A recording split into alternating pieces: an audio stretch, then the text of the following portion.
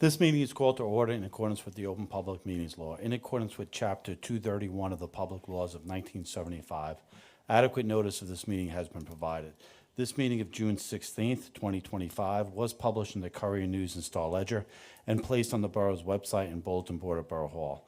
A copy of this notice is available to the public, and a copy of the statement shall be included in the minutes of this meeting. Mayor Brian Gallagher. Here. Council members Teresa Bonner, Here. Andrew Conti, Here. Glenn Denny, Here. Randy Pitts, Here. Gina Stravic, Here. Roger Vroom. Here. All right, please stand for the pledge, and please remain standing afterwards. I pledge allegiance To the flag of the United States of America and to the republic for which it stands, one nation, under God, indivisible, with liberty and justice for all. I'm just going to ask for a moment of silence. A gentleman who was a fixture in Somerville for many, many years, Anthony Colalillo, otherwise known as Tony the Barber. He was down on East Main Street. He opened his store in Somerville in 1971, and he worked cutting hair until 2020 when COVID forced him to close. And it's just a wonderful, he was a gentleman and a gentleman. You know, if you went in there, you remember the hot lather shaves and the straight edge razor, or as a kid, if you went in, you got the lollipop at the tail end of a great haircut. But literally generations of people went into that store. And if I'm not mistaken, it was $10.50 during the week and $12.50 on weekends for a haircut. And that was up to 2020. So Tony's going to be missed, so I just ask for a moment of silence.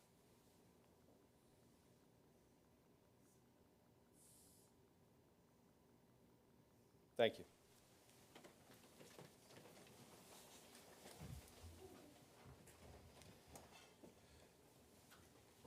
Okay, can I have a motion for the approval of the minutes of May 19 and June 2nd? So moved. Second. Discussion.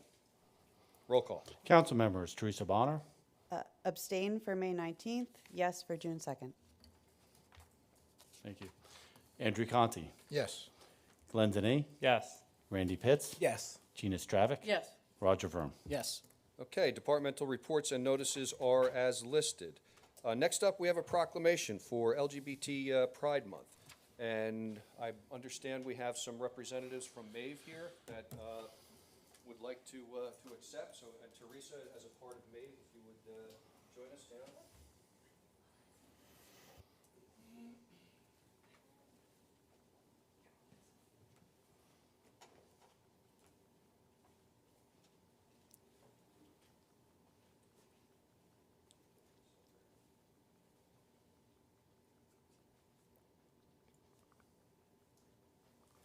How you doing? Good? Thumbs up? No?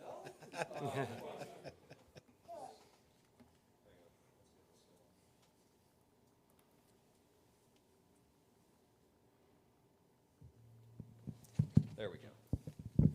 Okay. All right, so I have a proclamation here in honor of Pride Month.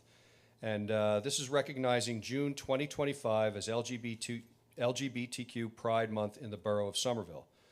Whereas our nation was founded on the principle of equal rights for all people, but the fulfillment of this promise has been long forthcoming for many Americans, and some of the most inspiring moments in our history have arisen for the various civil rights movements that have brought one group after another from the margins of the mainstream of American society.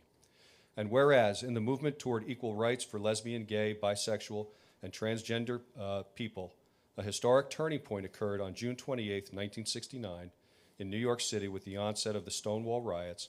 And during these riots, LGBT citizens rose up and fought against the discriminatory criminal laws that have since been declared unconstitutional. And whereas LGBT pride celebrations have taken place around the country every June to commemorate the beginning of the Stonewall riots, and whereas Somerville Borough is a diverse community that includes people of all ethnicities, religious backgrounds, social classes, and sexual affection, and whereas everyone should be able to live without fear of prejudice, discrimination, violence, and hatred based race, religion, gender identity, or sexual orientation.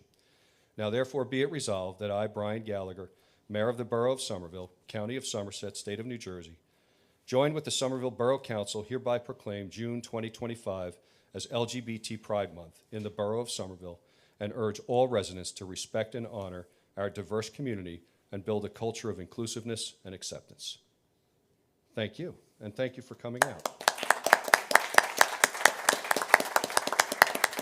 So, come here, the three of you. You ready? There you go. Very official. There you go. You want to hold that? Hold that up for the camera. Well, they're up there. There we go. You did a great job. Awesome. Good work. Thank you. Thank you. And you're okay? You did? All right. Good. Thank you. Awesome. Yes.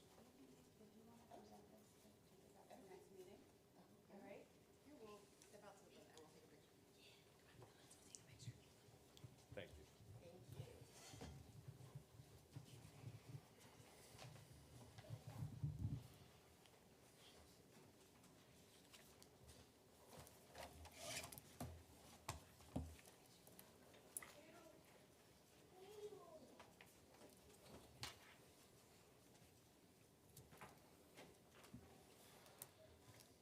Okay.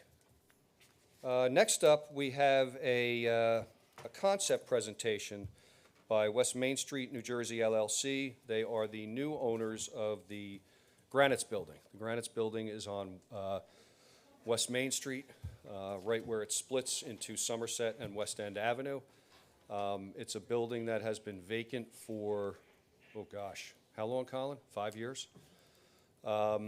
There has been some activity at the site regarding potential sales, potential development of the project, and those had fallen through. Gentleman came to us not too long ago and indicated that he had just purchased it.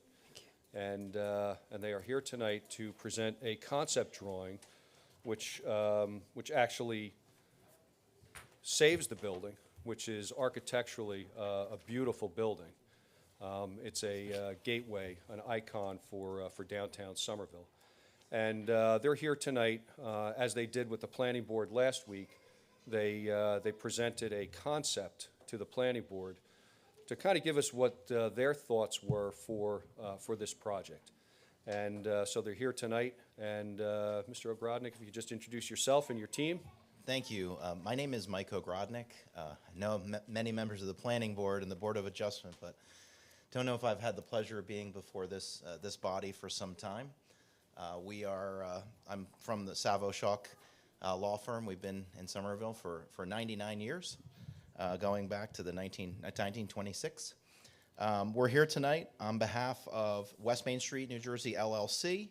If the board, or if the Township Council may recall, this property was subject to a prior application for rehabilitation and use change in the existing Granites Building in the B2 zoning district where residential, retail, and office uses are permitted.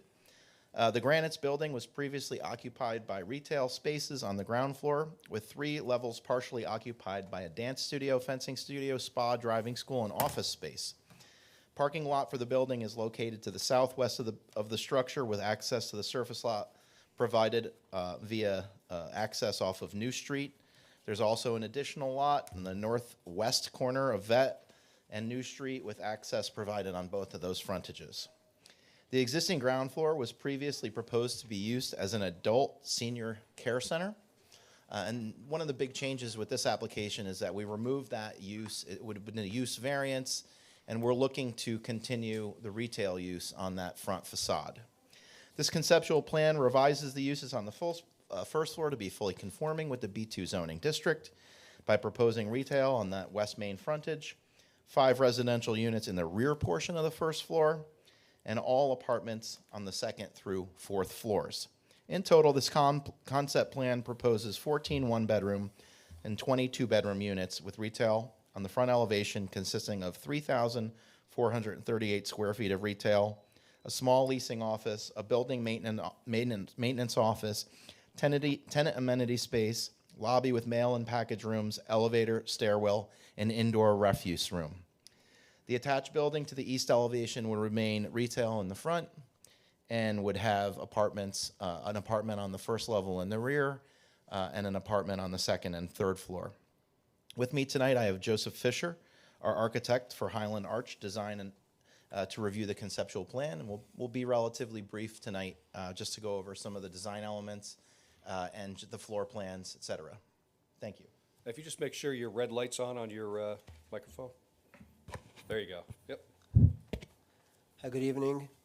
My name is Joseph Fisher. I'm the principal at High Arch Design, an architecture firm in Wall, New Jersey. The concept plan over here for 201 West Main Street, known as the Granite's Building, coming into to the town, this is the gateway. I mean, this is the building that you chance upon from the west portion. Part of this application, we want to maintain, retain, embrace rather than replace, and make sure that the history of the city and the icon of, if you wish, remains. And as such, part of the design that the concept that we were proposing over here is to retain all those architectural detailing and elements that are in the building, and the visuals that the building, that post construction, the building will still retain that visible, and the sense of place, I guess, that the building itself evokes. As part of this proposal, we are proposing on the ground floor, as we mentioned, retail on the ground floor, and incorporating new elements that have a more contemporary nature on the ground floor, while the upper floors, all the detailing, all that remains, and the cornice gets tied in with the base and the cornice, just tie the whole project together to provide a visually pleasing building, and all the while retaining the history. We are also incorporating and proposing some new lighting. Again, that all this is going to bring the building to the next level, all the while retaining the history. Just as it has history until now, it's going to take us to the future, and it will remain the history of Somerville. So I'll point out some of these. Just be very brief and just point out what we are proposing over here. This is the existing building. You can see from the existing portion, we are retaining all these elements that are the cornice. It's all being retained, just being replaced, but not replaced. I shouldn't say that. It's being repainted in a new color, and the same thing is with all the elements on the upper floors, which is going to be become residential units in place of office that's there currently, or vacant offices. Along the ground floor, we are proposing the existing openings remain. We are opening along South Dowdy Street. There are existing windows there that are currently blocked, and we are proposing opening those up, so it brings back actually the old visuals, if you wish, but with a new flavor. So this is our proposed concept.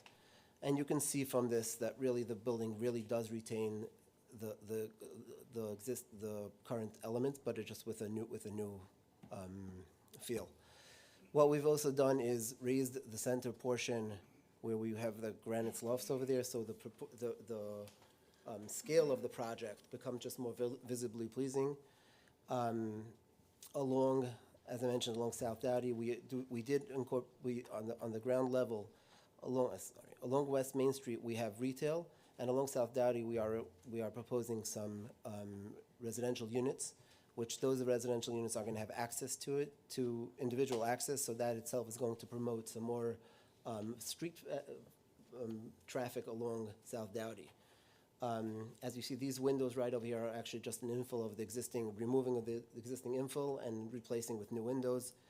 But again, just this is going to keep the flavor, keep the gateway, the feel, and it's just going to, I believe, be a visually pleasing and ultimately successful project, and for the good of the city. We are also proposing at the entrance incorporating some more elements, some more modern contemporary elements aside from the coloring. This, we're also some wood paneling and some sleek marquees at the end over the entrances. Again, just giving it the more contemporary feel, and with a band in different color and black, just separating the two, the residential, the ground floor versus the upper floors. Some more images, some night renderings. This is the existing on view from West Main Street, and again, this is our proposed. What we are proposing, and I'm going to walk through briefly through the floor plan. What we are also proposing is on this smaller building to the right side, there's a 3-story building over there. What we are proposing over there is some retail on the ground floor, apartment in the back, and 2-bedroom duplexes, two-bedroom duplexes at this level, and the rest of them have a mixed, in the main building, it's a mix of 1 and 2 bedroom. Each of these units are tastefully thought out, they will be provided with washer dryer. There's going to be amenities within the building itself. And again, we do see this as it will be a successful project that will ultimately be an asset to the city, to the borough. So night rendering, and I guess I'll just walk you briefly through the floor plan. So this is the main entry along West Main Street. We are proposing a new entry to the left of that, but retaining the existing staircase and elevator shaft, so that nothing is going to change on the exterior. There is going to be, the blue is the retail spaces, and the yellow is 1-bedroom units, the pink is the 2-bedroom units, so we have a total of 5 units on the first floor. Going further to a typical floor plan, again, like I mentioned, each of these are going to have washer dryers. 2 bedrooms, we're proposing 2 bathrooms in there. We're really trying to make this into a good, viable, and it's not going to be a slumlord or anything like that. This is going to be really to the benefit of whoever is going to live here is going to appreciate it, what's going to be put in there. And having worked with the developer on some other projects, I know that he values that, and that's something that that he will ensure. I don't know if you want me to. I know I've spoken last time. There was a question. Some of the other. There was a request for some other rehab, adaptive reuse projects. I don't know if it's something that we want. I have some quick. I'll just leaf through quickly Sure. through some of those, and then I guess. So this is a project that in Plainfield, New Jersey, where there was existing along East Front Street. I believe it was the existing, if I remember correctly, it was an existing Moshelle's. It was a Moshelle's. General store. It was a large, like about 45,000 square foot on the second and third floor. So, and you can see that the building itself was not in a good condition when we've come in. These are the pictures that I took pre-construction, and what we've done is really try to make sure that we can keep the existing exterior and enhance. And change. This is a change of use. We successfully provided 35 units in here, and but all the while making sure that we retain the exterior. Just a little note over here on this left side and this corner, this building itself had, I mean, over the years, from all the different construction, it was covered, it was plastered in with some other infill and whatnot. What we've proposed is taking that off and really bringing back the beauty, which I'll show you an image soon. This is, I mean, the conditions are far worse than what I've walked into the building over here. We had pigeons over there. I mean, the paint was peeling. Everything was just all over the place. And we've successfully been able to do that, and it's fully rented, I believe, at this point, and right away actually, and it's a successful project. Some of the images you can see over here this is actually during construction, but you can see that how we removed that covering that was there, and they replaced it. Really brought the beauty out of the project itself. Another project where this actually is not.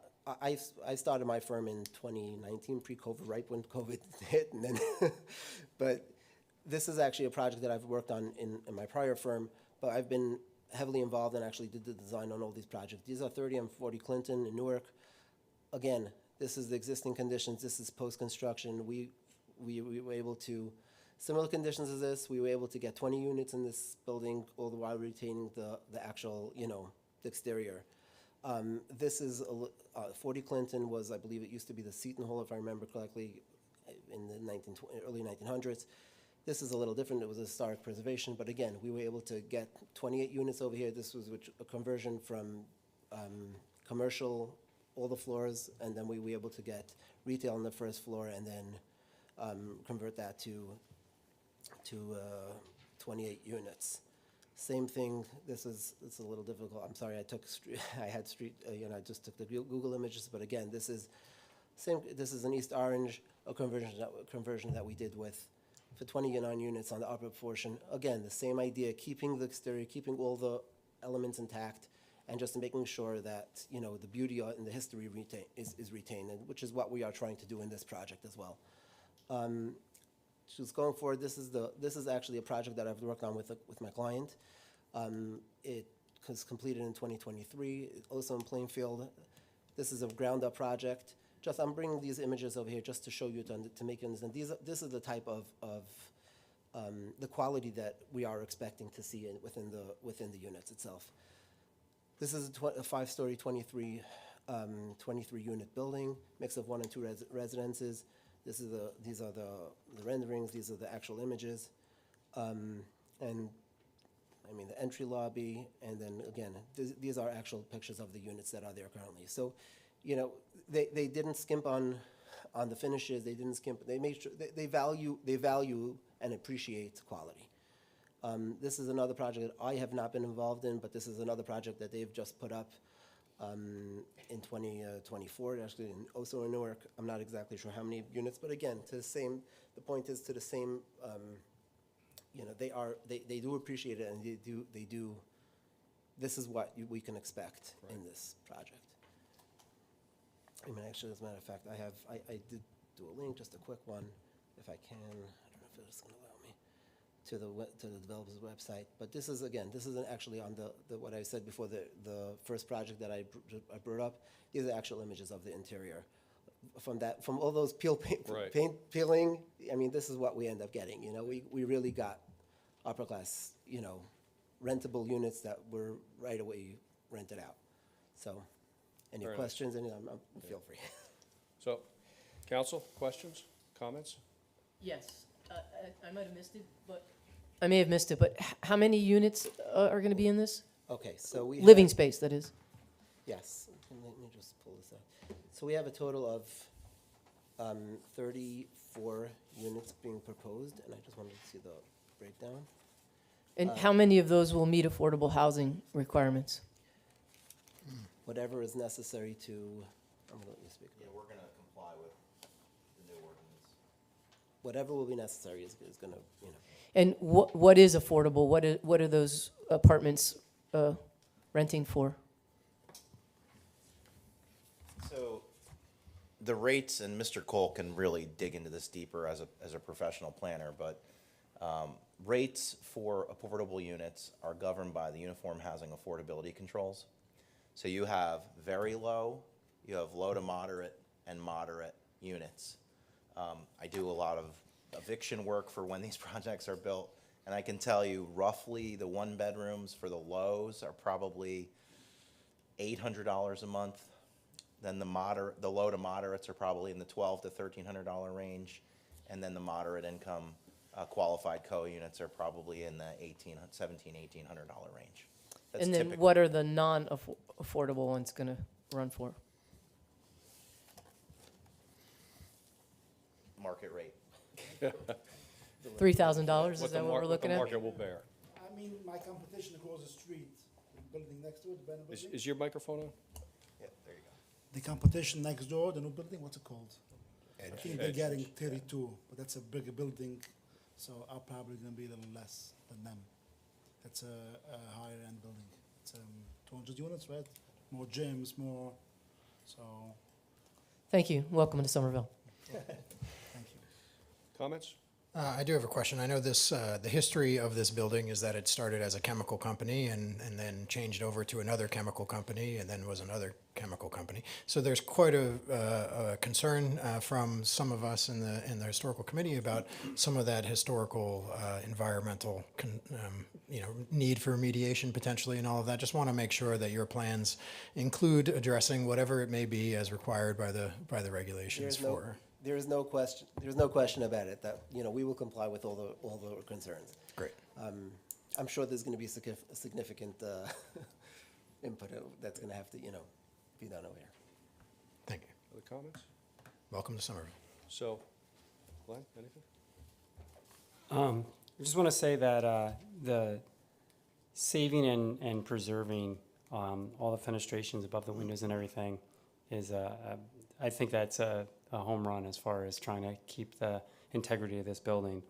I'm also glad that you kept the side building to the right and figured out a way to incorporate that.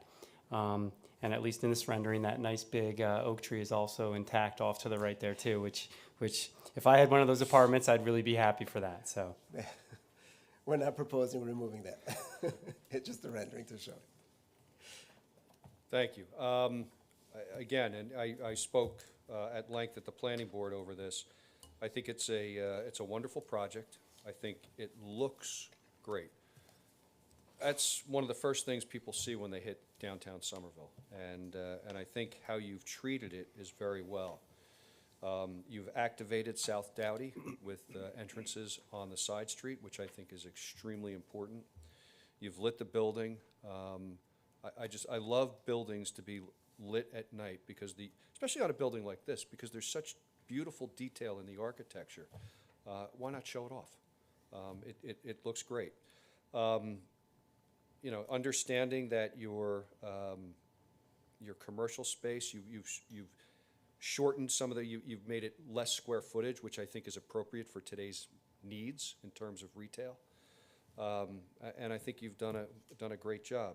One of the questions I had asked at the planning board was, we know there's a whole lot of work before and after, but once approvals what's the construction time frame? What's the construction window to rehab? Roughly. We're not going to hold you to it. Roughly. Is it a year? Is it a year, 18 months? Once we get them full permits, Yeah. between 9 and 12 months. Okay. That's great. Good. If the township plays ball. You hear that, team? All right, but I want to thank you for coming. Thank you for investing in Somerville. It's a wonderful place to live. It's a wonderful place to do business, and we appreciate your investment, your private investment in our community. Thank you. Thank you. Thank you.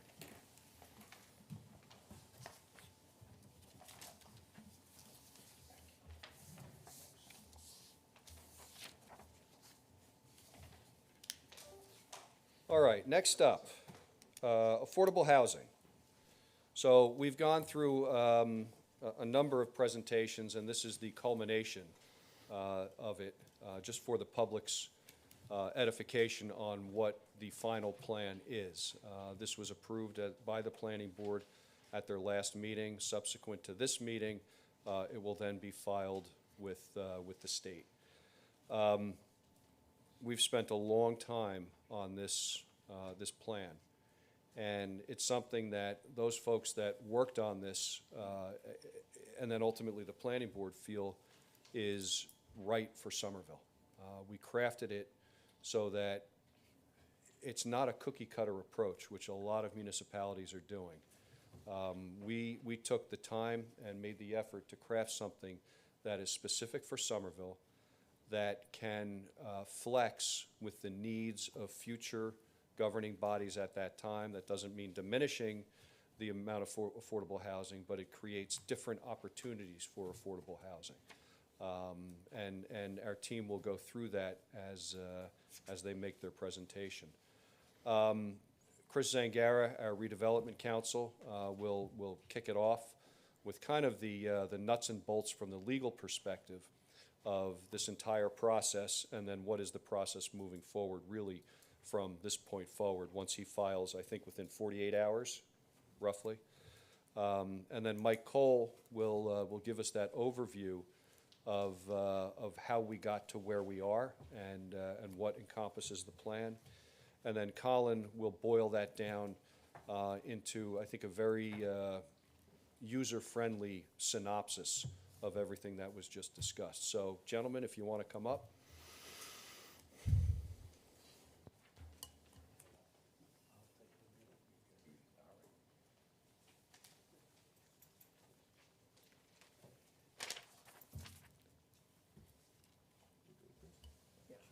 I'm going to keep a little space Yep. between myself and these gentlemen.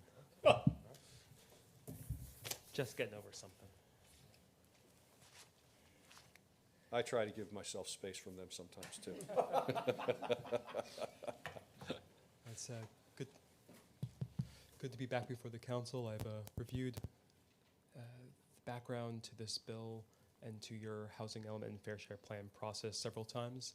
But as I said last time I was here, for the benefit of both the council and certainly the public, I'll just review some of the basics that have gotten us to this point. The affordable housing process in New Jersey has been in play since the 70s with the Mount Laurel Doctrine. The process for a good amount of time was with a executive agency called COA.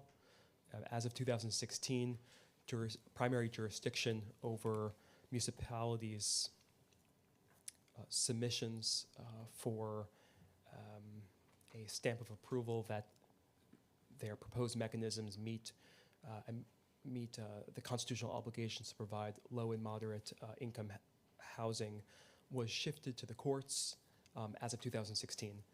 The legislature passed a bill in 2024 that shifted, that modified the approach slightly, keeping jurisdiction in the courts.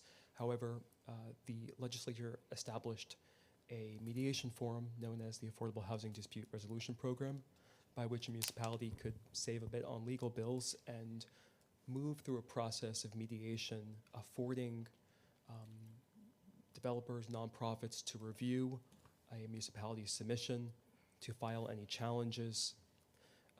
Ultimately, the goal is to obtain a compliance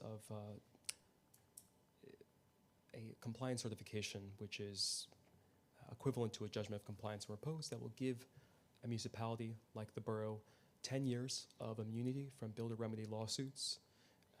We have already established the borough's obligation for its present need, which is its rehabilitation obligation, and its prospective need being the new units that need to be provided for in the future. In the resolution adopted by this council setting forth its determination of its obligation, the borough reserved its right to take adjustments to its prospective need obligation. This goes back long and it's a long established, these are long established adjustments that recognize how much vacant land might exist in the town, and Mr. Cole will certainly go through that process. Ultimately, what we will do is file the housing element and fair share plan with the mediation forum through the court system this week.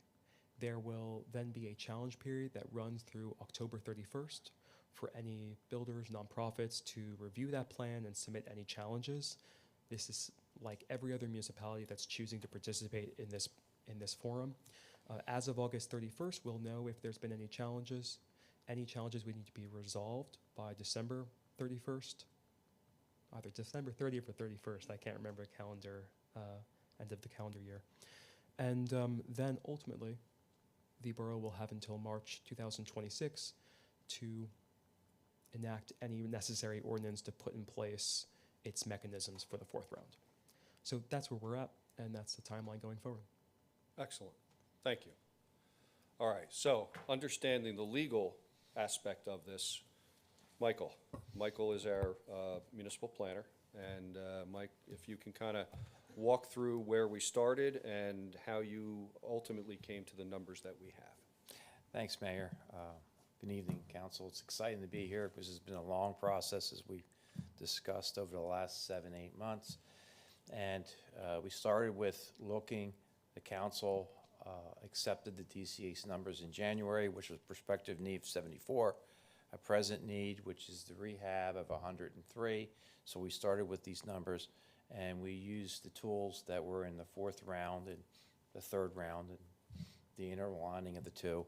And basically, it went from 74 down to 22 because, as most know, the borough has very little vacant land left to put anything up. You know, it came down to one parcel on Mountain Avenue. So that one parcel was using the regulations. A number was defined for that. I'm talking about the prospective need.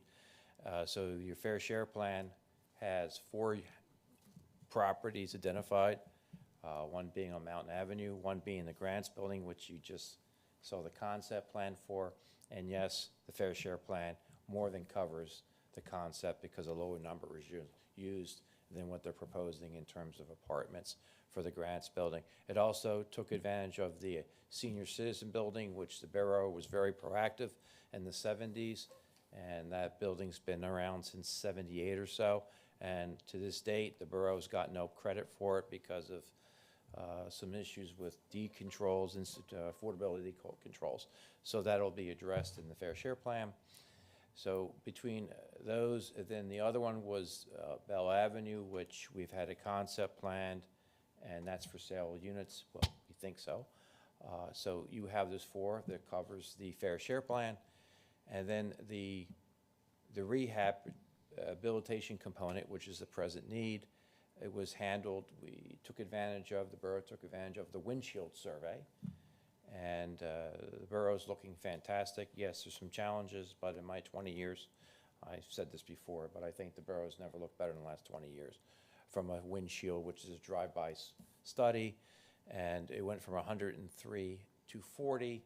And then there's a directive that Chris briefly talked about on the oversight that said you can use the windshield survey and mechanisms from round 3, which was done, and the 40 came to 27. Because it's a fancy way of saying the latest data says that in Somerset County, of the housing that needs to be rehabbed, which is the housing technically that has lacking complete plumbing or kitchens, 68% and change of that is occupied by lower moderate income individuals, families. So you put that factor in, you're at 27 and change, which is 27. So the present need addresses the 27 units in that plan. It also updates the housing element, which it's just remarkable. It's a lot of graphs, and it's not friendly to read. I know, I know. But it's just remarkable, the transformation in the borough using the census natives from 2015 to 2023. Over those 8 years, the median income in the borough went up $33,000. It's remarkable transformation in 8 years. And the number of housing units roughly went up by 800 units. So the borough is growing, has, I would call it, robust growth. Incomes are going up. The borough's plugging along, and this would address the fair share, which, as council's aware, I know that council's been looking for this for a few years now. So this was addressed, and it's a very exciting process. All right. I can go on more, but So kind of condense all of that into I call it a short sheet. Colin's going to kind of review what the overall affordable housing plan is, just kind of bullet points of quick information so it's easily digestible for the public. So, Colin? Thank you, Mayor. You have in front of you one of these cheat sheet, which tries to encompass everything that both Christopher and Mike have spoken about. And here it is again, but we'll get into it. Here's the timeline. If I go hoarse, I apologize. Allergies are running rampant right now. The timeline I won't spend too much time on because of the fact that Mike's explained the end result of that. So, here we go. we read in May the development fee ordinance, which was adopted, I believe, last meeting. But the process says we looked at a draft plan that Mike had put together after much. He lost all his hair doing this, by the way. He had hair at the beginning of it. So in early May, we did the draft of the plan to the Planning Board and Council. On the 14th of May, the Planning Board reviewed it. We did a public meeting on the 28th, and now we're at the public presentation for the final plan, and by the end of, we're on Monday, so Wednesday sometime, our plan will arrive at the DCA. And if it doesn't, we'll have to blame Christopher wherever he is. There he is. Okay, so Mike carried the ball with a lot of this stuff, and he researched a lot of data. Somerville Housing Authority, Somerville Senior Centre, the Housing Assistance, which is the county social services program, the DCA fire safety database, because it also lists low, moderate income housing in it. So we got a pretty good feel for what was going on. The data that we're using for Somerville, based on the 2023 census, is that there's 5,776 housing units, of which 5,600 are occupied right now.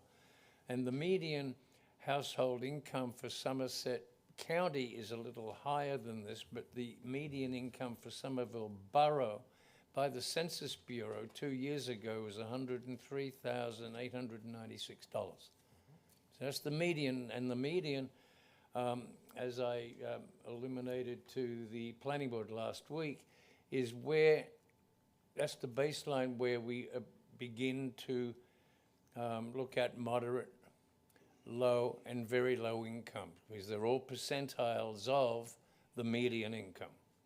So this goes into it a little bit more, because the HUD is the controlling body that comes up with all the numbers that we've worked off, and it's what the DCA took as well. And you'll see that the regional median income is $131,580. So that'll be the baseline for all the calculations that we use in the future.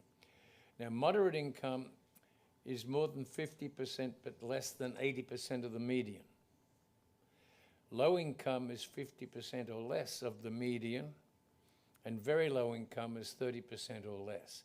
So when Mr. Klein mentioned $800 or $1,500 or the $2,000 or whatever it was, they're based on these percentiles. They can be for sale or for rent, and there's different percentiles for any development based on whether it's a for sale or it's a for rent. And that's also on the cheat sheet here, but if it's a for sale unit, and I've got to look it up myself to make sure I don't screw it up, 20% of the units, if they're for sale, must be set aside to meet one of those affordable housing targets. And if it's rental, it's 15%. And then when you dig down deeper, the moderate, low income, and very low form a proportion of whatever that percentile is. So I put a note in here, and for a very good reason. The borough complied with COA rounds 1, 2, and 3 through the market rate housing that existed each time those rounds were declared, so that the borough had no need to participate with deed-restricted housing through COA. That's no longer the case. It's a fact that with our success and with the building that we've seen, we've fallen out of that bucket into this bucket that now says we can do affordable housing. Now, the thing to remember more than anything else, that this is a 10-year program. So Mike mentioned that the DCA anticipated that the present need or that rehabilitation requirement was 103 units, but by the time the research was complete, it was 27. 27 units to be rehabilitated over 10 years is not a heavy lift, I think, for anyone. The prospective need started off at 74 and came down to 22 units to be provided through a variety of tools. It can be part of a development project. If it's not in a development project, it could be a contribution to the Affordable Housing Trust Fund, which this council approved earlier on in the year, and would be used for rehabilitation or possibly even new construction or participation in construction. So we've also introduced a developer's fee, and that fee is to create any development of 5 units or more, correct, Michael? Exclusionary ordinance, right. Yeah, but just bear with me. We'll make a contribution to the trust fund to assist the borough fund any of these rehabilitations. I've lost my total train of thought. We've with the trust fund and with the prospective need, we have got a number of alternatives that we looked at and that are in the affordable plan. Residential units who want to rehabilitate can get funded through the trust fund. We want to encourage and will encourage the creation of a variety of other housing needs, such as veterans housing, handicapped housing, single head of household units, incubator housing, and one that seems to have everyone's attention right now is tiny homes, where you can build more than one on a regular building lot and create a community of either starter homes or homes for disenfranchised people at a reasonable rent.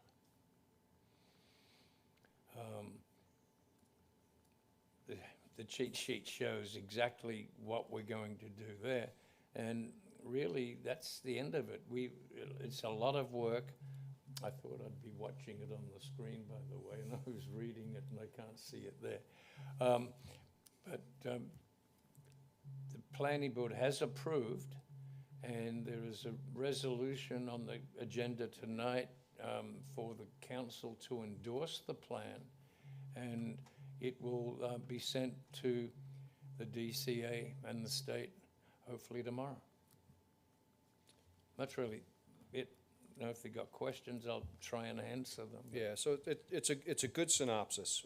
Just a couple of comments before I open it up. It's a very large step that the borough is taking. It's a huge step.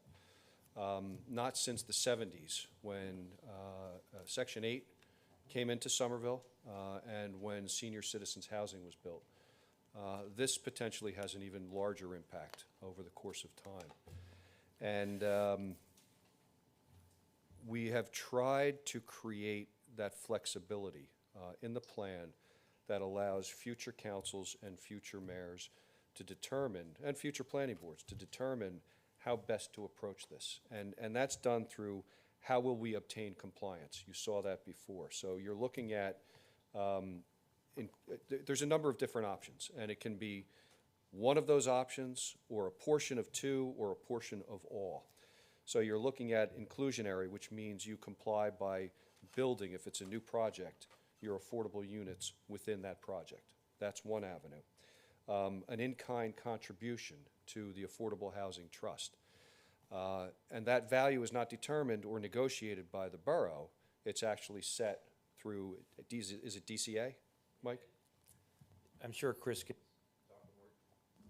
more detail, but it's by statute. It's by statute. So it's a formula that's crafted, and it's not something negotiable by the borough in terms of what that amount is.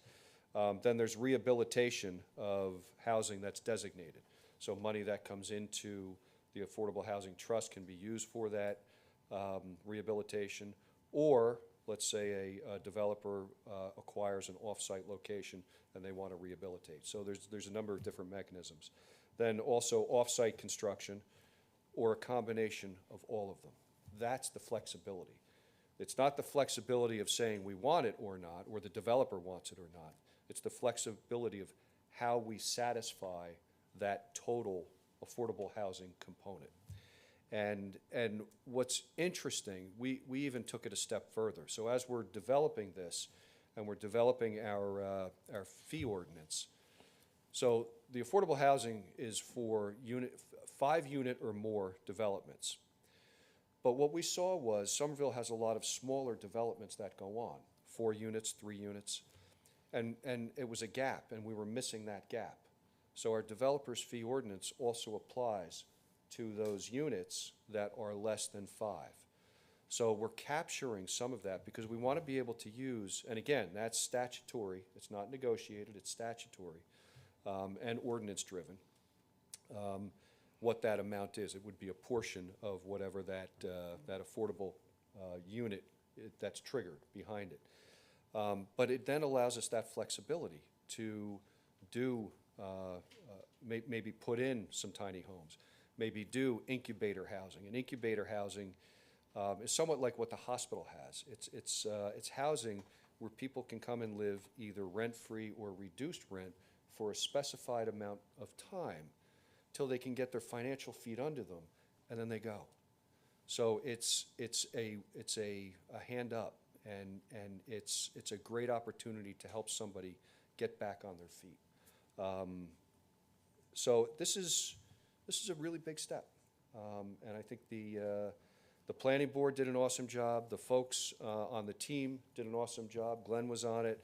We have Lisa Werner and Jason Kraska here, Chair and Vice Chair of the Planning Board, who were instrumental in this. Do you want to add anything to the whole covered? I think you covered it very well. All right.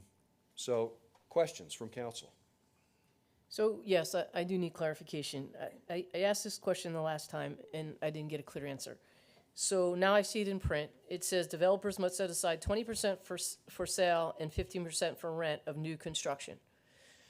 So I asked the question of the Granites building, how many units are going to be affordable? And they said, whatever it needs to be. So that means 15% of those apartments. But it also says here the developer's fee.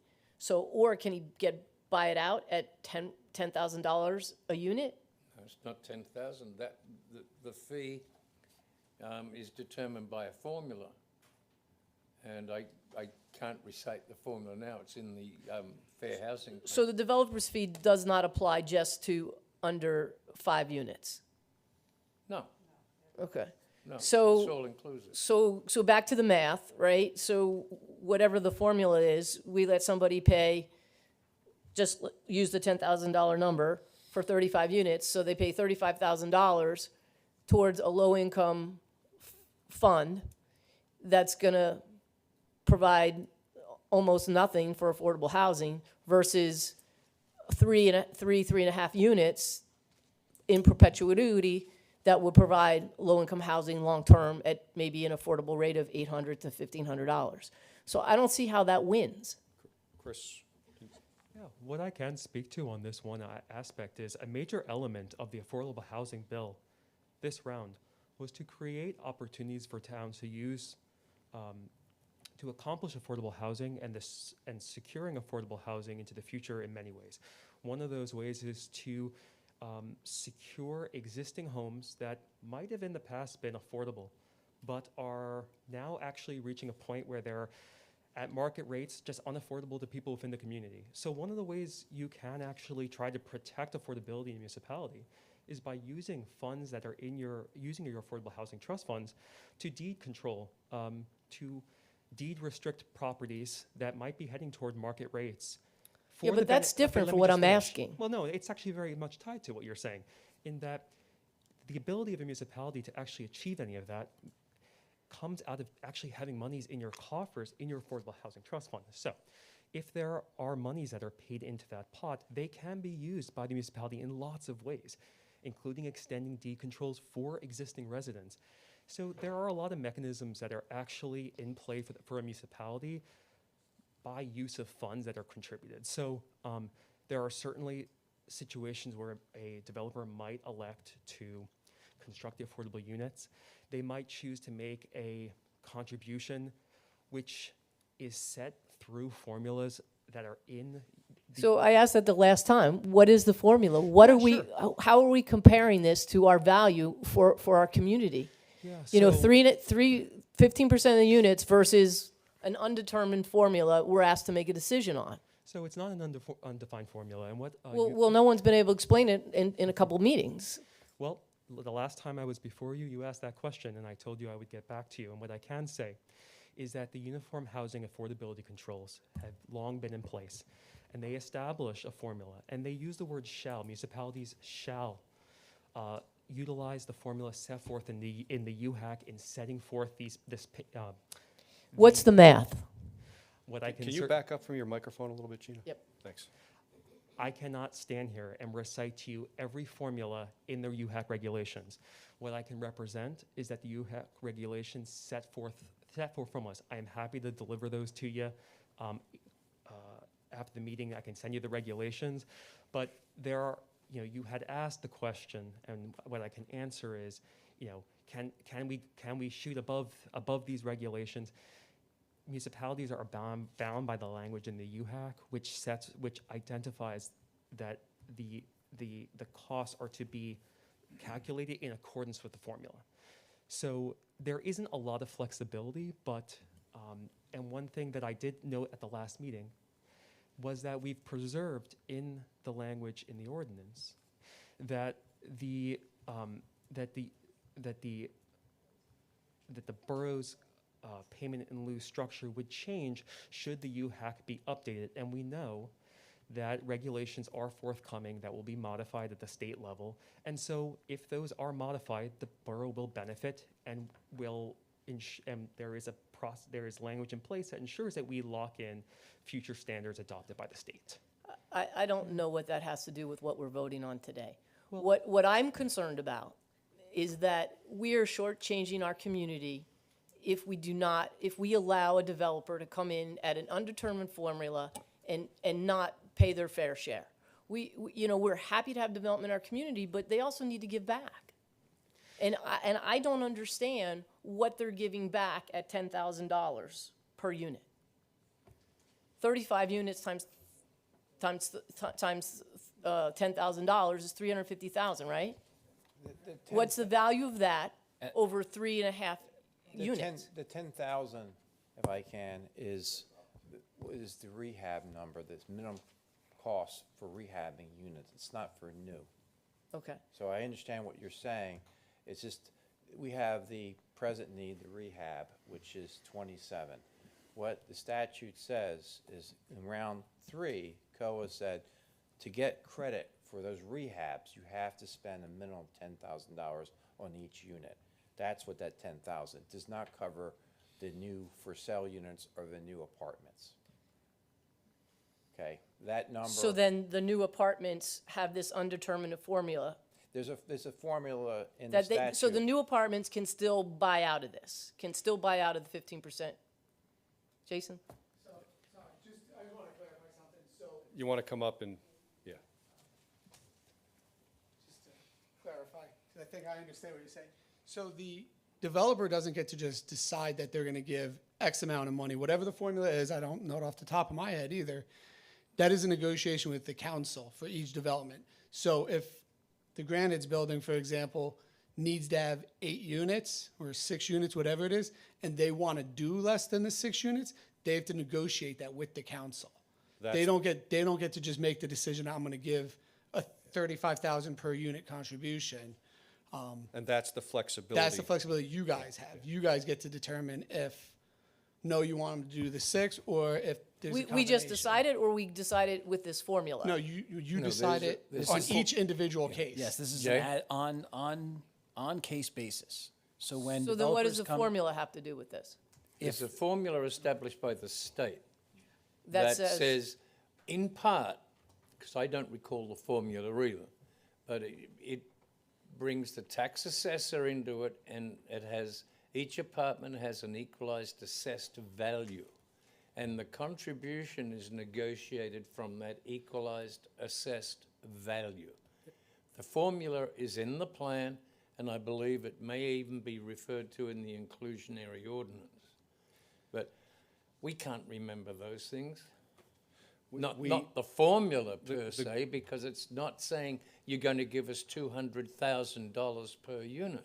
It's The based goal, on, well, I think what Gina's saying is correct me, I would never speak for you, but your concern is that a developer will get off on the cheap.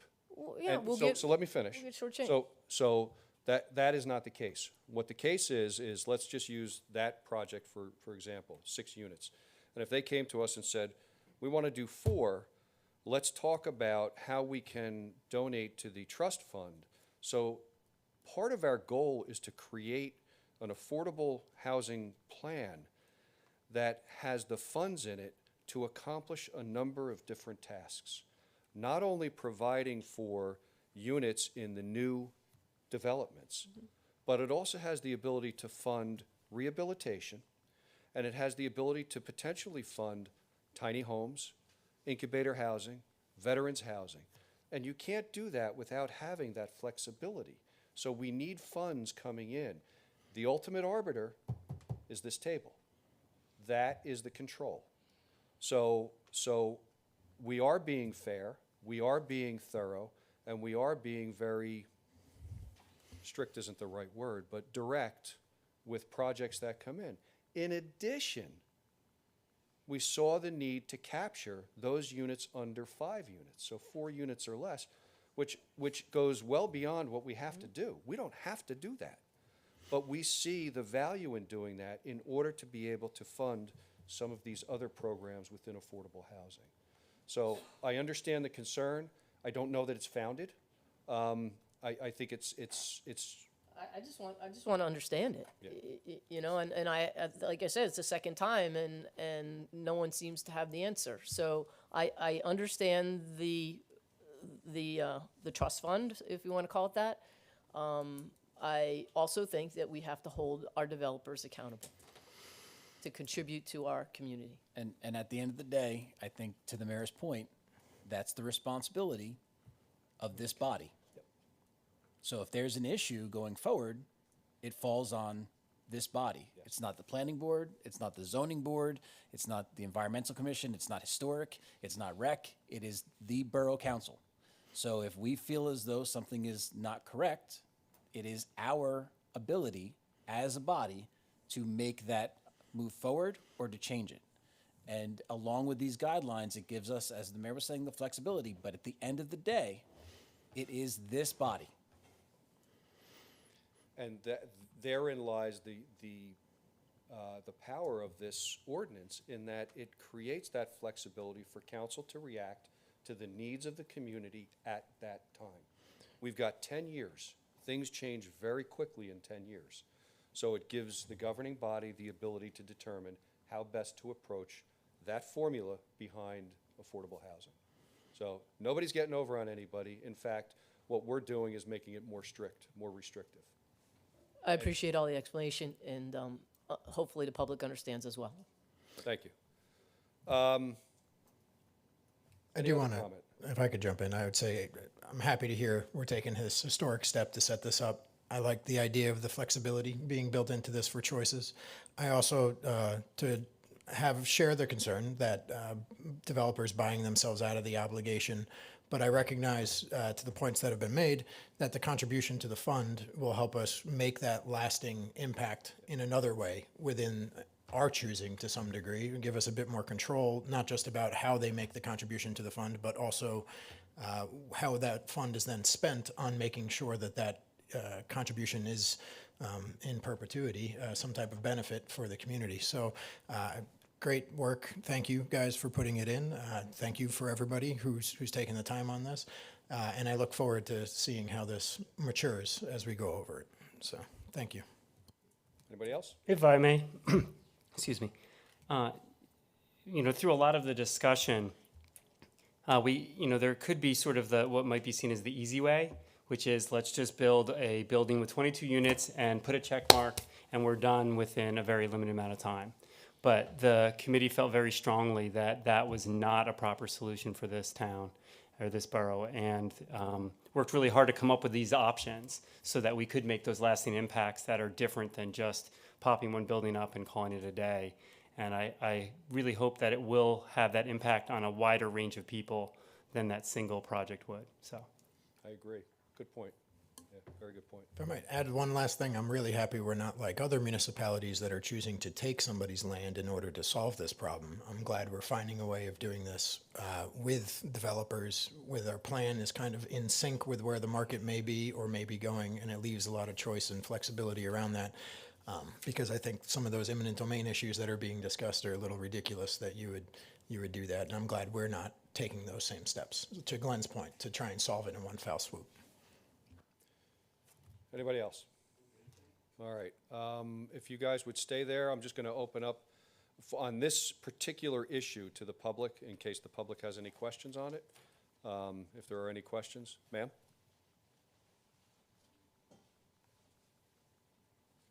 Just please state your name and address for the record, and please address your comments to me. My name is Elizabeth Sanchez.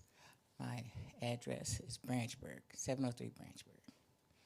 And I've been coming to the meetings here, but I went to the meetings over at the police department. And this developer already have 3 things that he done developed in Somerville. No affordable housing. So now, I don't know, this lady, this gentleman, and this gentleman, them two, and Miss Lady, and you, I've seen you before, and I've been in front of you before, okay? We've been trying to get affordable housing ever since the 80s in Somerville. I don't know what mayor, what councilman, okay, took it off the books to where the affordable housing is not in Somerville. You're running us out of here, okay? My family been here for years. Proctors, Hobbs, Millers, Bells, okay?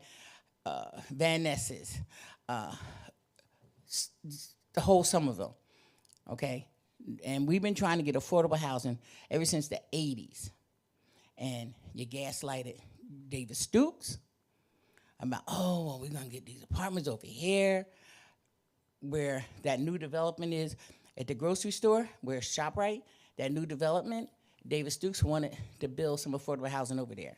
David Stooks wanted to build some affordable housing over here behind Hamilton Street, okay?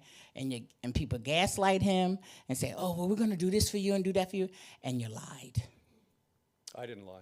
Well, I didn't lie. In 2015, You can't. Wait a minute. No, in you 2000, can't say. wait a No, minute. I'm going to hold you right there. In 2015, you cannot say that I lied. when you were the mayor, this guy came from Cherry Hill and told you that if you didn't build any affordable housing in Somerville, you were going to be sued.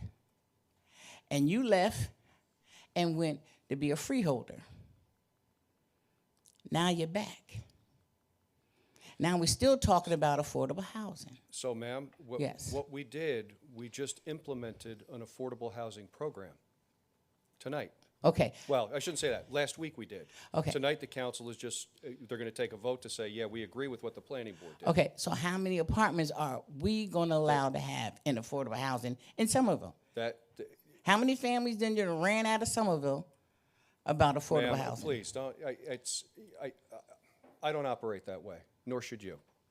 Well, I I'm don't just like telling the you, threats. I don't like. I'm not threatening you. I didn't threaten you. I'm just telling you what happened. I don't like that. Making those claims, it's not right. It's You not know right. what? If I would have known this was going to happen, I would have bought the paper where it says, and you know that the guy from Cherry Hill came here at the police department and said, no, it was at the church. Okay, you're approaching your 5 minutes. So okay, if you can, it was at the church by the middle school, and he came, and we had a dinner, and they was talking about affordable housing, and they said, I remember that well. okay. So after that, you went to Freehold. The next mayor, think about no apartment buildings. So, Okay. so just so you remember, to refresh your memory, in that meeting, Mm-hmm. Fair Share Housing, which is the advocacy group for all of New Jersey for Right. affordable housing, Cherry Hill. actually said Somerville is doing a good job. So with that, Okay. with that, I've got to cut you off because you Okay. hit your 5 minutes. Okay. Somerville doing a good job. Well, I know this gentleman here has 3 other developments in Somerville that have no affordable housing, that he should have affordable housing in Somerville. So you want to cut me off? I'm not cutting No. you off. We have a 5-minute time frame. And I will, just to advise, I don't believe this gentleman has any other properties in Somerville. Excuse me. Don't you have some affordable housing in Somerville? Not affordable housing, apartment buildings. So who built Fairview? I mean, All right, wait, we have to cut Kirby. this off, ma'am. Kirby. Ma'am? Who built Kirby? Ma'am? Who built right here? Okay. Ma'am? All right. Ma'am, you've hit your 5 minutes. Okay. But I do thank you for coming out. I do. And I'm praying that you give the affordable housing to people in Somerville, not people out of Somerville. And this is what we just did tonight. We created affordable housing, an affordable housing program. Yes, yes. It's this, we created an affordable housing program tonight. Or we presented it tonight. It was approved last week. So, any other public comment? Yes, ma'am. Good evening, everyone. Hi. My name is Susan Hall. I live at 38 Second Street. I'm known for the cop caller. I call the cops for everything. And they come. It's good to see you. Yes, it's good to see you, Mr. Gow. I've been born and raised here. I'll be 57 years old pretty soon. The Dorsey's on 2nd Street. Dorsey's on Davenport Street. Vanessa's, Miller's, Proctor's, everyone. I do receive Section 8. And I've just been now awarded, I'm a grandmother, foster mother. And I don't want to move out of town with my Section 8. I need somewhere to go with my 3 granddaughters now, who will be attending Somerville school systems and the whole 9, like I did. I need to know where I can go to fill applications out. You have, when you fill applications out, they're charging you for a background check. They're charging you for, what do you call it? My credit. My credit goes up and down. And with credit alone, All I of our can't credit afford. goes up and down. Yeah. But with credit alone, it's like they won't let me in there. Yeah. And then housing tells me they are my credit because they pay more of my rent and I pay a portion because I'm on SSI permanently. So I just need to know where do I go with 3 kids in order to stay in Somerville. Well, and I think that's part of what we're trying to do with this affordable housing plan is to create different opportunities for people. As Councilman Denise said, we could have just put one building in and said, we're done. You're right. We don't want to do that. We want to create different opportunities. We want to create incubator housing to help people get on their feet financially. Veterans' homes, rehabilitate senior homes. I agree. And so we're trying to create this program that can touch all different facets and all different lives. I don't have a direct answer for you now. Okay. What I can say is you can always stop in and speak with Kevin, the administrator, Okay. in Borough Hall. We have a Section 8 housing program in Borough Hall. Okay. Well, I'm a state Section 8, that's county. He can connect you Okay. upstairs in Borough Hall. Okay. Without a doubt. And you know, I can't tell you we will help you, but we can get you to the people that can. One more before I leave. Yeah. You have landlords in Somerville alone, private landlords who own 10 homes, 6 homes, and they're renting to Section 8 only. They're doing side deals, and that's a no-no. But they get the client. It is a no-no. Right. Yes. Black and white, it says it in the book. Yeah. But then you get the client who the landlord tells, oh, I know, just do it, you can do it, just give me $200 on the side. No one wants to be homeless, so you do it. But then you've been in a home 10, 15 years with a landlord, 20 years, and now you have to leave because you have mice and rodents in your ceiling, and now you're doing it to your ceiling just so you can go to sleep. I mean, my kids be fooled about it, but It's serious. And then the landlord will get mad at you, and now you're not renewing my lease because I opened my mouth. That's not fair to me. Yeah, yeah. I don't want to live, because I'm on housing, I still deserve to live nice. Yeah. As long as I take care of that property. Everybody deserves to live with dignity. And that's, Exactly. I agree, yes. Yeah. And that's what we're trying to do. Thank you. And to a point that was made before, about, creating housing for Somerville folks. Our senior housing used to be like that. The federal government said we can't do that anymore. We can't reserve it just for Somerville people, Right. which I think is a mistake. I think they should have a preference. Yeah. But, that's coming out of Washington from about 10 years ago. That change was made. Okay, I'm learning. Yeah, so am I. So, thank Okay, you. Thank you. Other public comment? Yeah.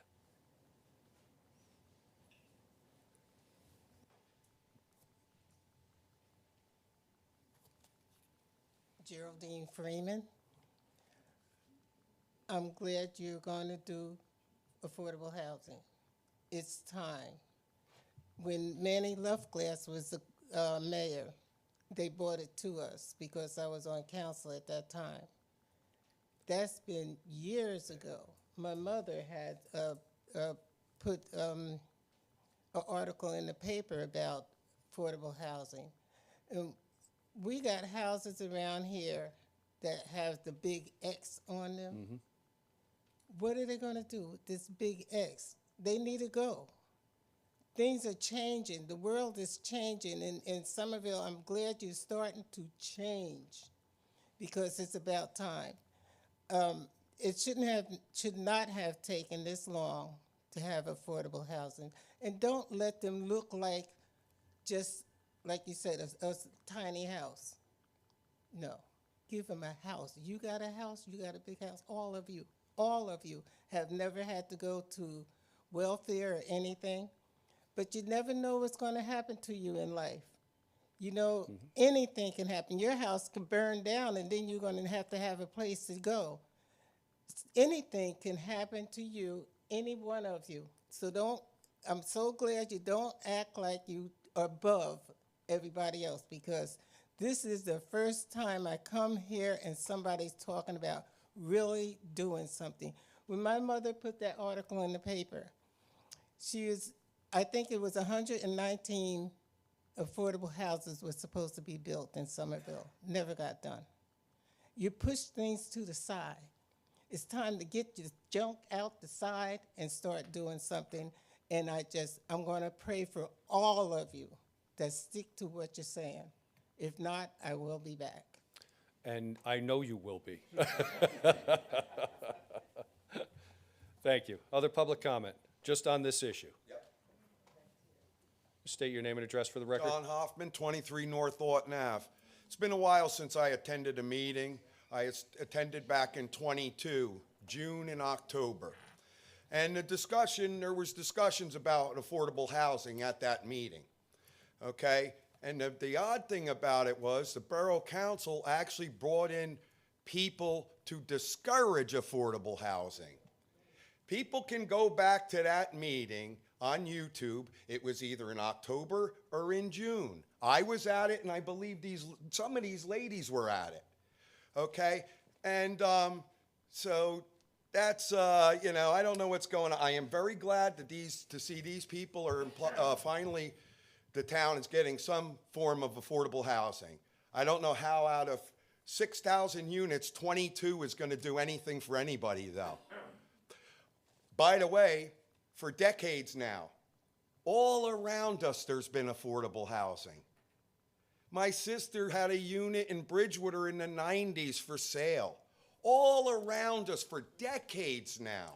Somerville has been, at the 22 meeting, we were told that the existing stock covered everything, okay?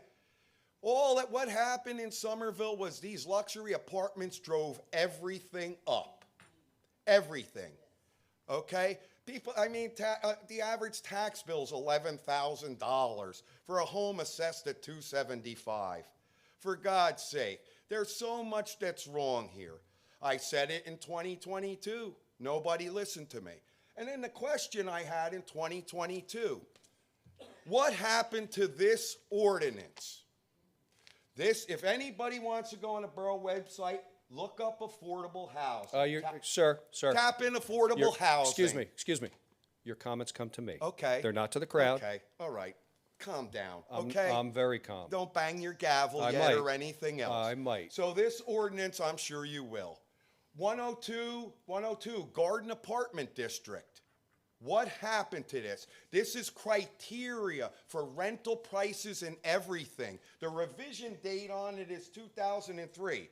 So this has been around a long time.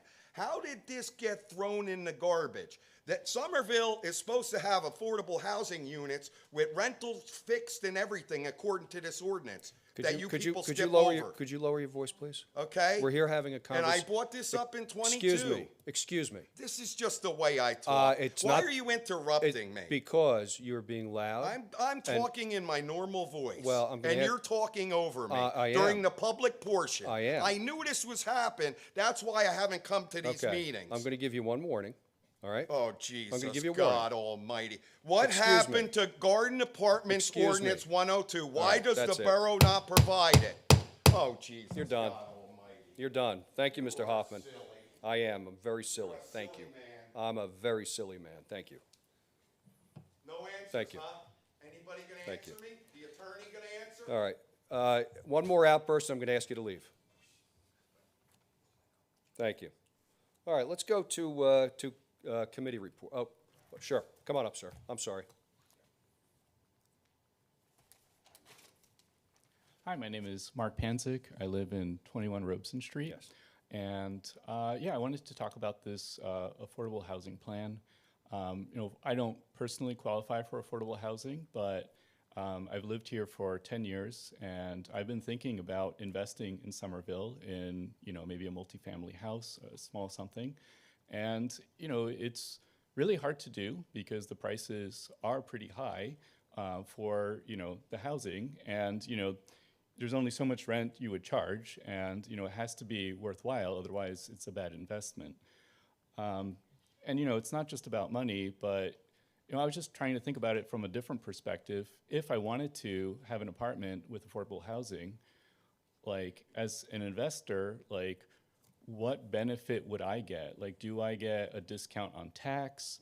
Is there like a fund that helps my mortgage? Like, I'm just trying to understand that part of it, like as like a small time person, not building a huge complex, how does that work for me?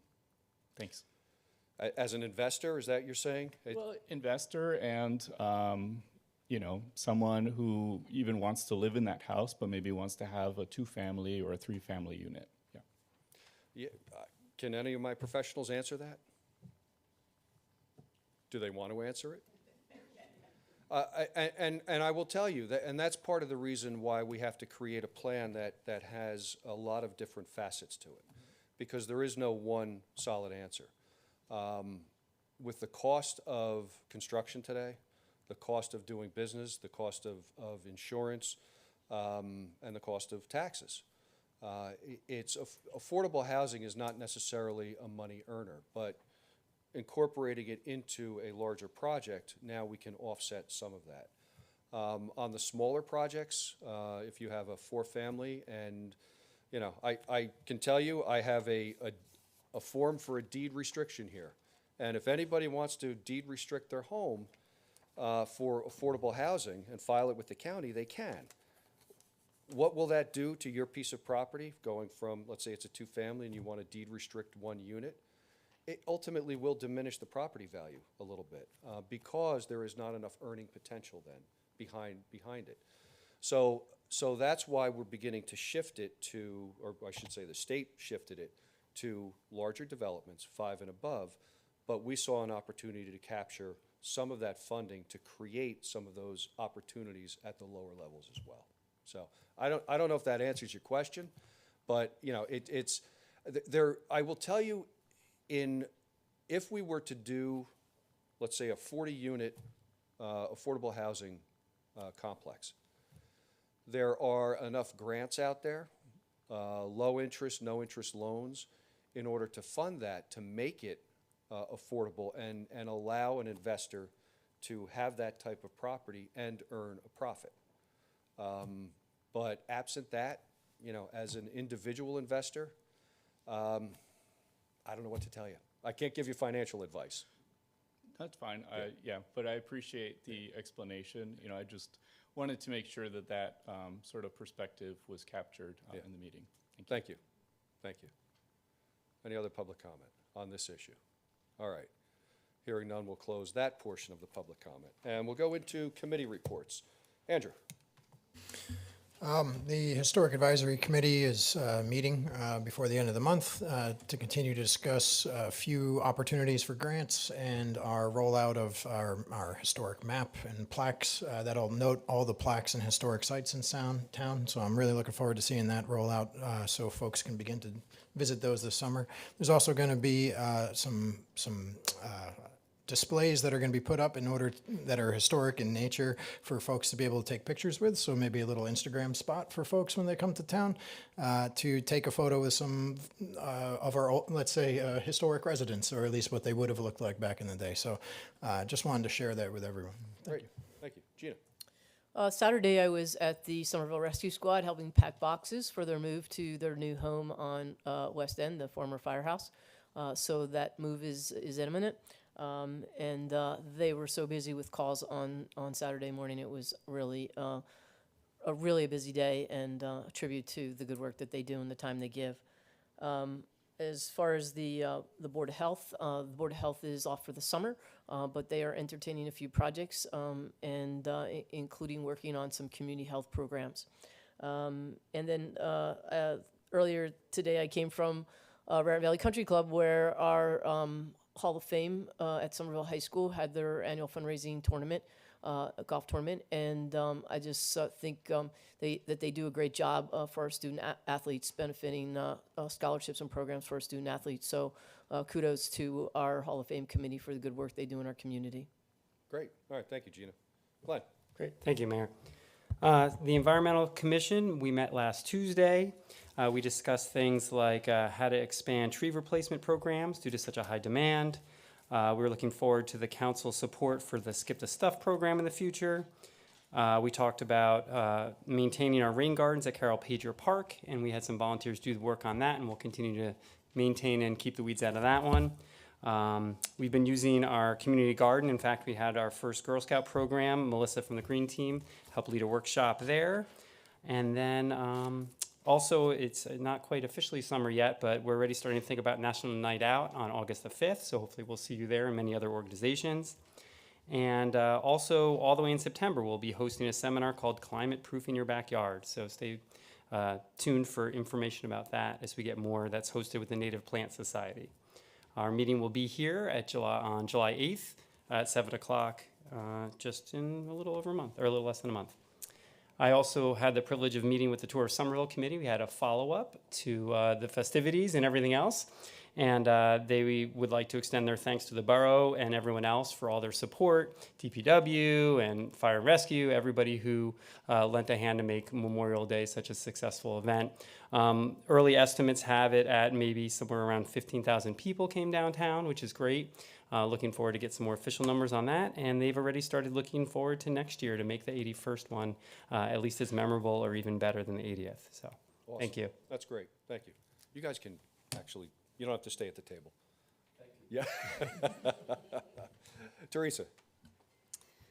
Thank you. So last Thursday, the 12th, the Municipal Alliance and Youth Services Commissions met, and we got a presentation from a representative from Arrive Together, which is an organization that is funded by the state to have a mental health professional ride along with a designated police officer to possibly help diffuse situations if someone is in crisis. And we're in consideration of possibly trying to get that for Somerville. It's, you know, in negotiations and talks, and it might be something that the Municipal Alliance and Youth Services Commission could help to fund as well. And then this coming Thursday is the Public Safety Committee meeting at 6 p.m. here at the Civic Center.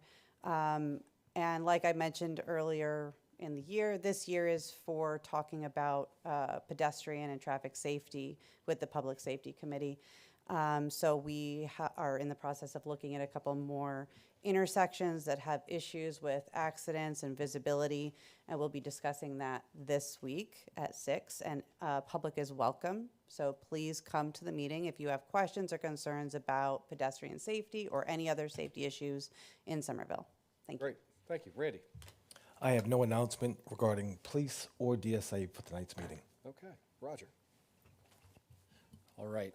So for rec, the pools are expected to be open on Saturday, June 21st, pending some final touches that need to happen. So keep on the lookout from rec. They will be sending out an email to confirm. Also, the 10th annual Somerville 5K Turkey Trot is now open for registration. So it's going to be a great year this year. This is the 10th running. And I know that the committee and the rec department are looking to make it a special one. So if you can come out and support right now, early bird pricing is until the 31st. My son, instead of having his dinner tonight, was on the website registering because he's looking forward to getting out there and running with everybody, all his classmates. It's really a sight to behold on Thanksgiving morning. A lot of groups are represented. They wear crazy costumes. It's really a nice way to have some fun before the festivities. Earn some of those calories back before the night. So SomervilleTurkeyTrot.com is where you can go to register. Proceeds directly benefit the recreation programs, events, and our facilities. Are you going to talk about that? No, you can. Okay. Unfortunately, we had a terrible incident occur in the Borough this week. This happened this past Wednesday. There was a fire in town. Station 57 and 52 were both dispatched to a private dwelling on West Spring Street for smoke from the residents. The chief arrived on the scene and was met with smoke from the eaves of the residents appearing to be coming from the basement. Our first alarm box was transmitted. Crews were able to find the seat of the fire in the basement and able to get it controlled and extinguished. We did rescue 2 cats from the residents.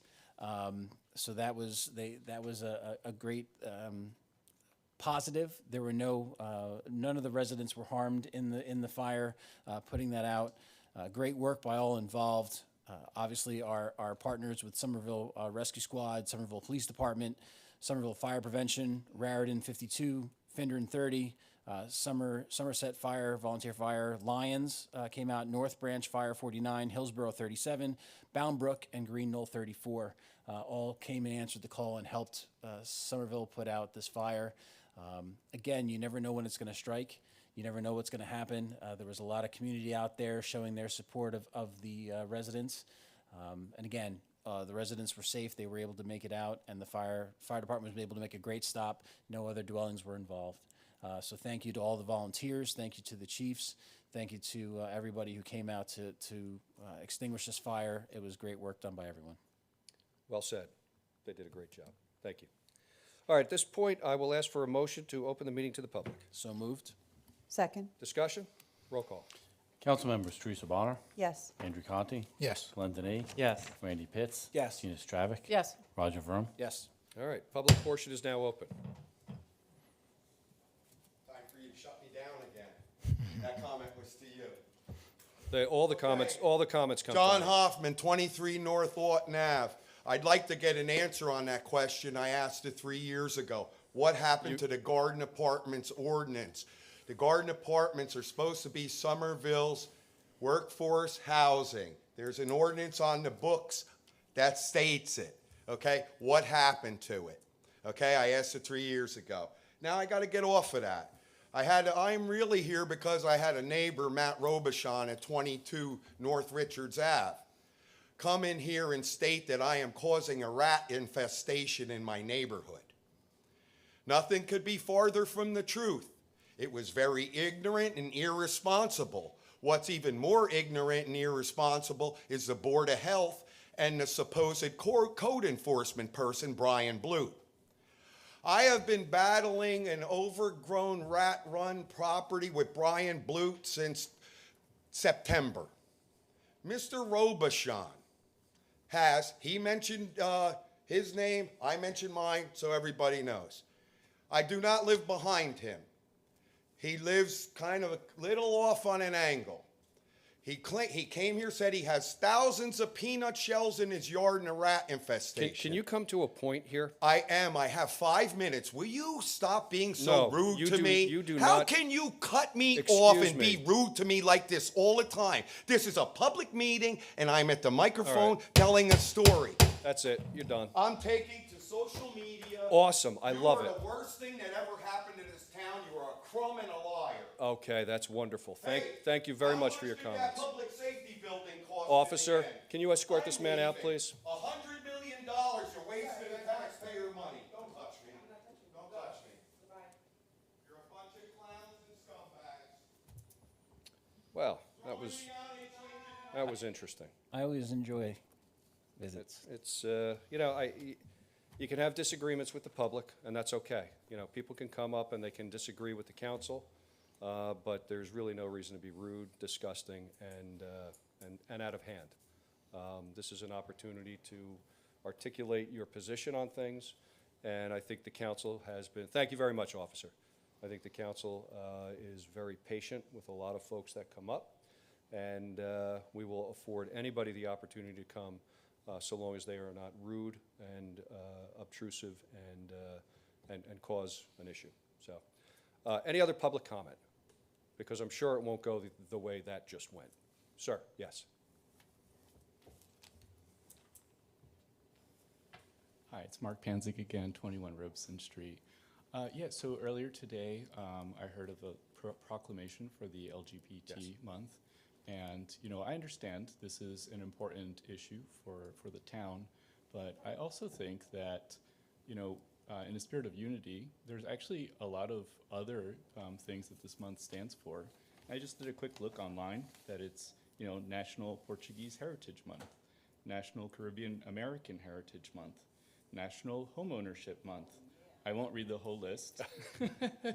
But, you know, one that's, you know, important to me is also that it's the month of the Sacred Heart of Jesus.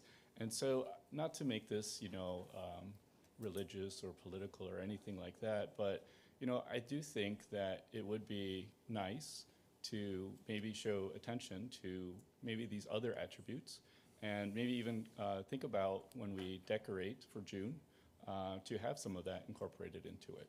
So that's what I wanted to say. Thank you. Any other public comment? Hearing none, I'll ask for a motion to close. So moved. Second? Discussion? Roll call. Council members, Teresa Bonner, Yes. Andrew Conti, Yes. Glenn Denny, Yes. Randy Pitts, Yes. Gina Stravic, Yes. Roger Firm. Yes. Okay, public is now closed. To your point, sir, just to let you know, we do get a number of requests for proclamations for various different issues. And if one is sent in, it will be evaluated by myself or the council president, or the council will bring it to us. And, you know, invariably, we will issue a proclamation. We've done it for Motorcycle Day, Motorcycle Safety Awareness Day. So there are a number of different other opportunities to do just that. So, thank you. Okay. Ordinance for introduction, number 2766, is amending Chapter 102-4 of the Borough Land Use and Development Code, Article 2, entitled Definitions, Section D, creating a definition of deck and identifying the improvement coverage for decks. Just kind of an overview. We had great discussion on pools and decks for a previous meeting. And it seemed that everybody was okay with the deck portion of it, which kind of eliminated at least a 10-foot by 10-foot area of a deck from the impervious coverage, provided that they met, I think it was a 1/4-inch gap between the boards. So we kind of spliced the two and just took the pool out of it to allow the deck portion to remain. So I will ask for public comment first on 2766. Hearing none, I'll close public comment, and I'll ask for a motion for introduction. So moved. Second. Discussion. Go ahead, Jim. So it's not just removing the pool, but other impervious coverage items as stone patios, driveways, et cetera?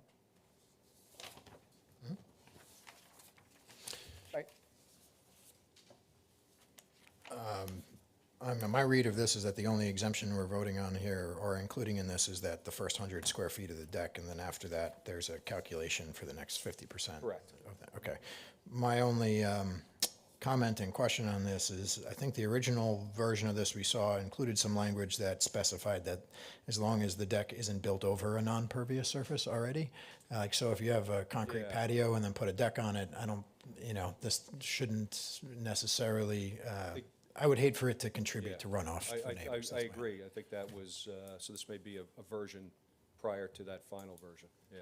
Yeah, so whatever final version of this we'd see, I'd like to see Yeah, revised so- to make sure we clarify that non-pervious. No, it's a good catch. I think just, so, yeah, so non-pervious underneath. Got it. Okay. I just have the simple edit that it has in the definition of improvement coverage, it goes into decks and then see below, which of course it defines, but then it lists pools, et cetera, except as outlined below, and I think that was part of the old one that just needs to be struck. We'll strike that. Okay. Further discussion? Roll call. All right. Council members, Teresa Bonner, Yes. Andrew Conti, Yes. Len Denis, Yes. Randy Pitts, Yes. Tina Stravic, Yes. Roger Vroom. Yes. All right, consent resolutions. Any coming off for further discussion? 173. Okay. All right, 162 is approving ABC license to be submitted to the ABC for 25-26. 163 is approving annual renewal of amusement and video game licenses for 25-26.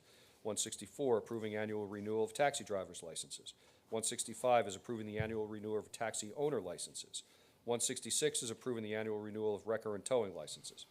167 is authorizing a contract with Millennium Communications for door access control as detailed in the proposal in the amount of $8,160. 168 is authorizing the clerk to execute an agreement and all related documents from the New Jersey Board of Public Utilities for Community Energy Plan in the amount of $10,000. 169 is adopting the 25 Somerset County Hazard Mitigation Plan. 170, authorizing payment to Dennis Manning upon execution of release and amendment of chief contract. 171 is approving the Volkswagen Club to utilize parking spaces in front of the historic courthouse as noted. 172 is approving Chapter 159 for State of New Jersey Clean Communities Grant. 174, authorizing the purchase of two 2025 Ford Police Interceptor utility all-wheel drive vehicles as noted. 175 is authorizing the execution of a shared service agreement transportation for Somerset County. 176 is authorizing the purchase through Nielsen Ford for a 25 Ford Police Interceptor utility all-wheel drive vehicle as noted. 177 is approving the hiring of lifeguards for 25 pool season. 178 is approving a mural to be painted on the Carol Pager Snack Shack. 179 is approving employee appreciation and recognition event to be held at Carol Pager Park on Green Street, Friday, September 26, 1 p.m. to 6 p.m. 180 is endorsing the housing element and fair share plan dated May 19, 2025, approving a draft ordinance implementing the borough's inclusionary zoning mechanism in connection with said plan and authorizing the submission of said plan and materials to the Affordable Housing Dispute Resolution Program. Do we have a motion? So moved. Second. Discussion. Roll call. Council members, Teresa Bonner, Yes. Andrew Conti, Yes. Glenn Denis, Yes. Randy Pitts. Yes. Tina Stravic. Yes. Roger Vroom. Yes. All right, 173 is authorizing and supporting a grant application to be submitted to the New Jersey Transportation Authority 2025 Planning for Emerging Centers Program for a Somerville Raritan Connectivity Plan. Do we have a motion? So moved. Second. Discussion. Interested to know, Kevin, what this is about? So this is something that came out of the Regional Center Partnership. The Transportation Planning Authority, the TPA, is having a grant program for centers. And going back probably about 10, 12 years, a plan was done by the county in conjunction with Somerville, Bridgewater, and Raritan for connectivity, pedestrian connectivity, bicycle connectivity. And what we're doing is trying to take that plan to the next level and create, we have this great moat, this big divide of 206, and it's very difficult to cross if you've ever been on a bicycle or on foot, whether you're crossing at Orlando or crossing at Somerset Street. It's dangerous. So this is a grant to try from an engineering standpoint in unison with Raritan to see how we can connect the two communities better at both of those locations. Exciting. A few years ago, I also sat on a committee for the Recreation Department, whereas we had the National Park Service come in, and they did a study and a recommendation as well. And we have that, so I think it's important that we tie that in should we get this grant.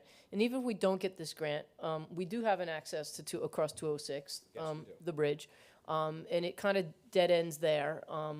But I think the important piece is that we also need to use the Greenway as a means to attract tourism to Somerville. You know, come to Somerville, ride your bike through town, eat at our restaurants, walk our streets. And part of when I sat on the committee a few years back with the National Park Service, some of the solutions were very simple, like signage, bike racks along the Greenway, signage that points to downtown and different venues. So whether we get this grant or not, I think that we should look to implement some very small things and work with the DSA to see that we can mobilize. Between just our internal groups, we should be able to do something in town, and also using that bridge across 206, working more directly with Raritan. Yeah, I agree, and that's some of the discussion we've had, that, you know, you can actually ride a bike over to Duke Estate from Somerville, and there's not a whole lot of people that are aware of that. So part of this whole connectivity, again, whether it's down underneath the 206 bridge, whether it's Orlando or whether it's Somerset, it's creating those linkages between our two communities, because we're very similar, and we have the ability. They have assets that we don't have. We have assets they don't have, and we're trying to improve that. So, roll call. Council members Teresa Bonner, Yes. Andrew Conti, Yes. Glenn Denny, Yes. Randy Pitts, Yes. Tina Stravic, Yes. Roger Vroom. Yes. Okay. Roger, bills and vouchers. I make a motion to pay bills and vouchers in the amount of $894,922.24. Second? Discussion. Roll call.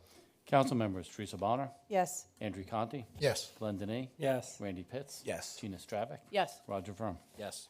All right. Mr. Denis, I will ask for a motion for adjournment. I move that we adjourn. Second? Discussion. Roll call.